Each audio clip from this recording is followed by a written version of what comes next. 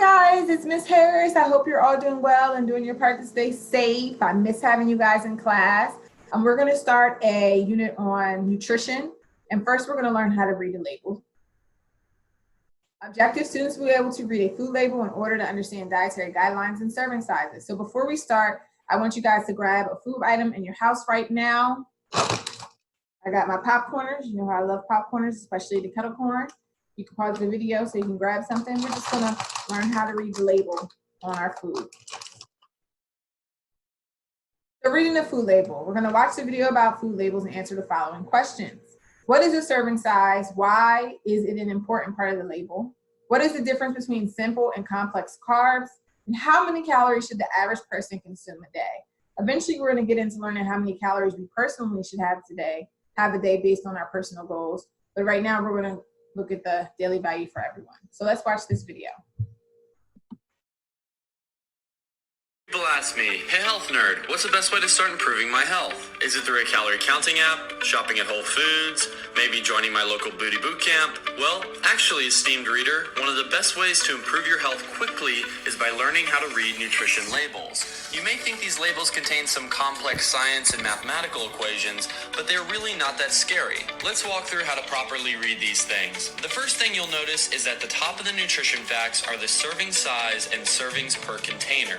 This is simply the amount in the package or container. Pretty self-explanatory. Next, you have the ingredients. Everything inside of these black lines is representative of one serving. This is important to understand because next you'll see the calories and the calories from fat.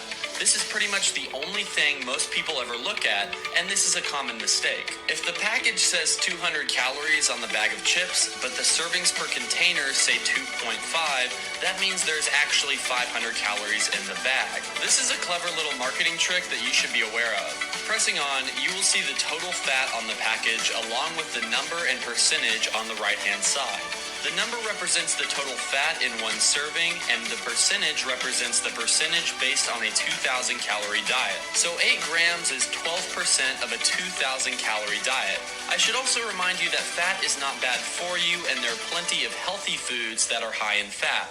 What you really want to watch out for is any trans fat. Trans fat is the kind linked to heart disease and all sorts of medical conditions. Avoid this at all costs. Saturated fat should be much less of a concern. This may surprise some of you, so I will link a few studies below that have conclusively proven that saturated fat is fine to eat and not the cause of many diseases it was wrongly accused for. Think of saturated fat as the middle child of the fat family. He's got a good heart, but he's just a little misunderstood. Now you may be thinking, wait a minute, why does the total number of saturated fat and trans fat not add up to the total fat on the top? Where's the other 7 grams? Well, this is because not all fats will be listed on the nutrition label. Only the nutrients deemed most important ever make it to the nutrition labels. Don't worry though, the other fats not listed are generally healthy and should be much less of a concern. Pressing on, you will see the cholesterol and sodium. Remember, these numbers are based on one serving. If the sodium was 25% of your daily intake and the package had 2.5 servings on it, that means the entire package contains 63% of your daily sodium intake. Quite a bit considering this is one snack. Onward, you'll see the carbohydrates section. Carbohydrates are the breads, grains, fiber, and sugars in the food. The first section you'll see is for dietary fiber. Having a good amount of dietary fiber is a good thing as it helps with digestion and satisfaction from your meals. Now, the next section is what you really need to pay attention to. The total sugars in the food you're eating are important to watch out for as, like trans fat, they have been linked to a whole host of diseases and health problems. Also, you should be aware of not only the sugar in the food, but what kind of carbohydrates you're eating. If the food is very high in carbohydrates but low in dietary fiber, even though the carbs are not labeled as sugar, they will operate very similarly in your bloodstream. These are called simple carbs. This is why you need to watch out for unrefined carbohydrates like white bread and pastas. Next up, you'll see the label for protein. Knowing that foods high in protein lead to better satisfaction from your meals and promote lean muscle tissue, you will want most of the foods you eat to have a good amount of protein. Finally, we have a few key vitamins at the bottom. It may sound strange, but ignore these. These numbers will be notoriously low, and you should be focusing instead on getting lots of fruits and vegetables in every day to meet your vitamin requirements. Leafy greens contain calcium and iron, and fruits contain vitamin C and vitamin A. The rest of the nutrition label facts contain recommendations about how much in each category to get in. They do not change on the nutrition label and are not that important. Finally, on some labels, you will see the calories per gram for each macronutrient. Fat contains 9 grams per serving, and carbohydrates and proteins contain 4. So for every 10 grams of fat, you will have 90 calories. For every 10 grams of protein or carbohydrates, you will get 40 calories. Safe to say, you should now have a general understanding of how nutrition labels work. Most importantly, you can stop assuming something is healthy for you based on tricky packaging and start knowing the difference. Got a burning health question you need answered? Just put it in the comments section below. And rumor has it, for every new subscriber I get... Okay, great. So serving size, why is it an important part of the label? And I think you went over that in the beginning part of the video. One of the reasons is because we often look at the numbers and we're like 120 calories. This is good for me. And this bag has 18 servings. If I were to eat this whole bag in one sitting, that would be 120 calories times 18, which is definitely not good for me. And that's why it's an important part of the label. We can't just look at the numbers that are given because that's good advertising, but it's not necessarily what this bag contains. What is the difference between simple and complex carbs?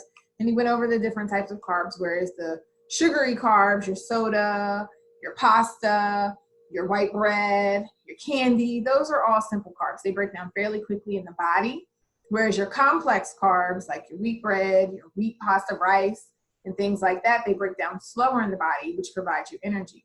Carbohydrates do provide the body with energy. It's just what kind of energy, the crash and burn, or the kind that lasts a little longer. If you're a track athlete or an athlete, you may have pasta salad or something like that earlier in the day because those type of carbs burn longer. And how many calories should the average person consume a day? Most of these are based off of a 2,000 calorie diet.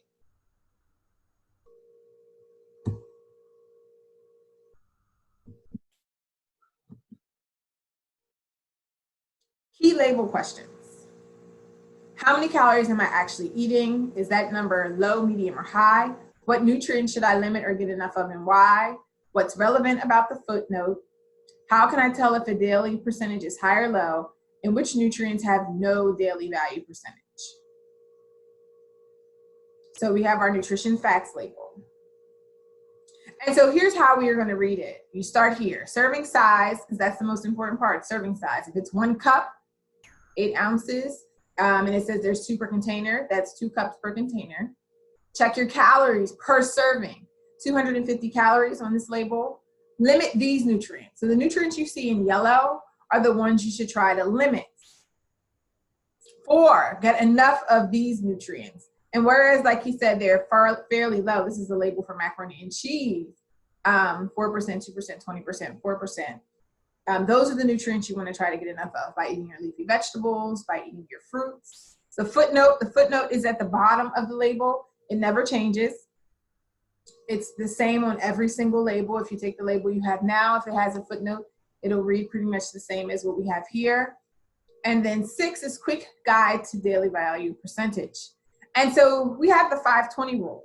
5% or less is low, 20% or more is high. But when we're talking about the 5-20, we want to think about the things we shouldn't eat and the things we should eat. So where it says limit these nutrients and you have total fat and it's close to 20% or more of your daily value of fat, that's extremely high. You want to stay closer to 5% of those things. Whereas if it's your vitamin A or here calcium, you have 20% or more of those, that's a good thing. So when it's the bad things, you want to stay closer to 5. The good things, you can go as high as 20. You don't ever want to see cholesterol and sodium to be as higher than 20%. That's the 5-20.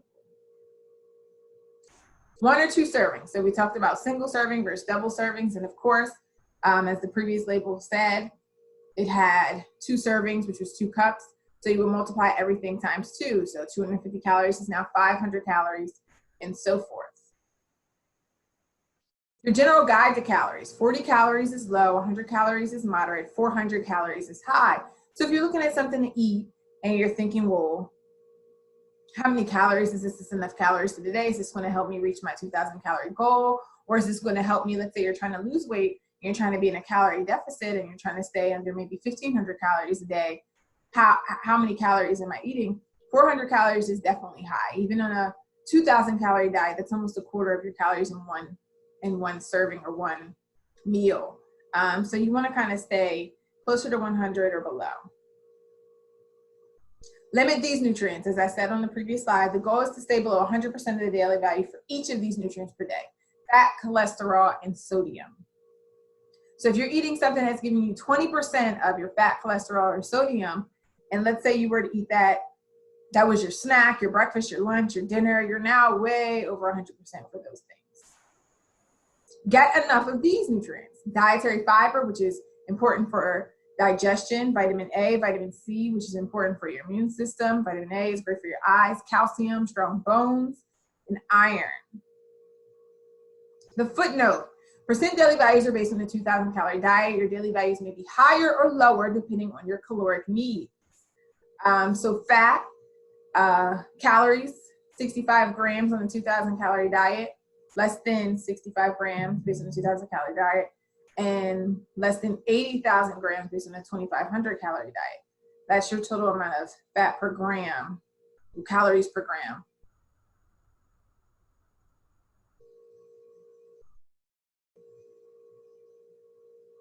You should be eating based on your 2,000 calorie diet. I may be mixing this up.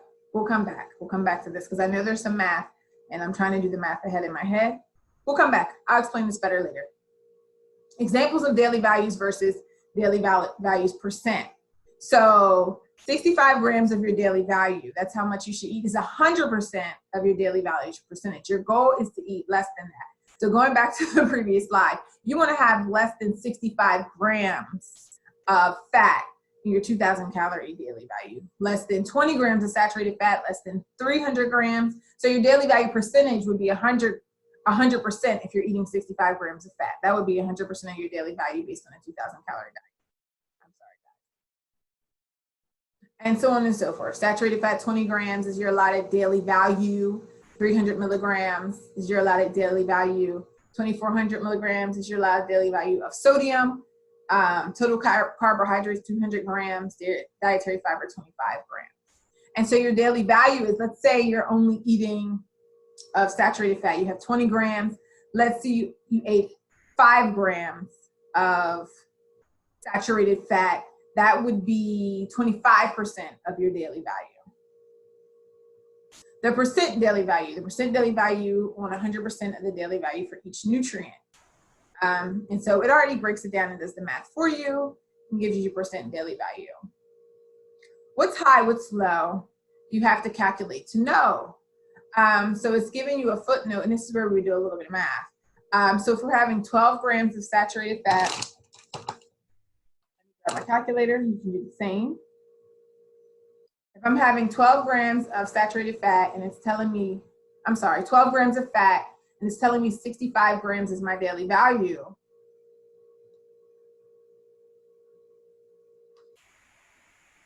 to find out which percentage of 65 grams is 12 grams, I would take 12 divided by 65.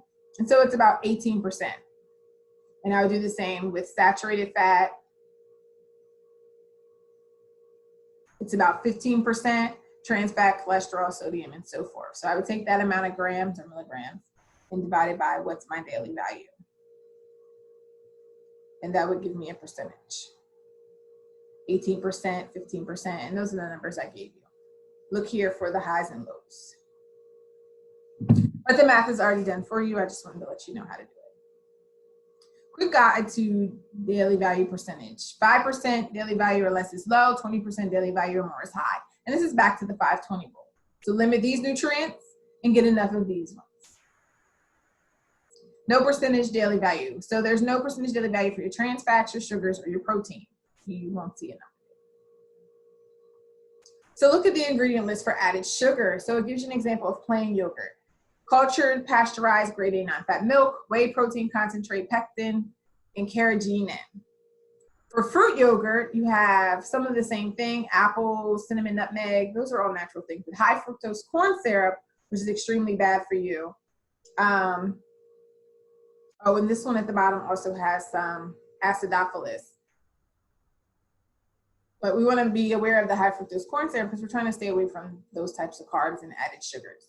Naturally occurring sugars in fruit are fine, but added sugars are not that fine. Calcium, you want to make sure you get enough calcium in your daily diet. It's especially important to me as I get older. Being a woman, osteoporosis is something that can set in as you get older, and you want to make sure you get calcium. Not all of us like to drink milk, so if we can get calcium through our food and our diet, that's always a good thing. 100% daily value of calcium equals 1,000 milligrams of calcium. 30% is 300 milligrams, 130% is 1,300 milligrams, of course. And that's the daily goal for teens, 130%, so 1,300 milligrams of calcium. So for more information, you can visit this website, guidance on how to understand and use the nutrition fact labels on food labels. It's also available in Spanish. Test yourself, test your food label knowledge, food label education video, calcium. Do you get it? And so I want you guys to start, paying attention to your labels, and there'll be a worksheet provided and something else, guidance on how to calculate the number of calories that you need a day, as well as your other nutrients. And then there will be worksheets that go along with that on Canvas. Let me know if you have any questions. This is one of my first or second videos with you guys.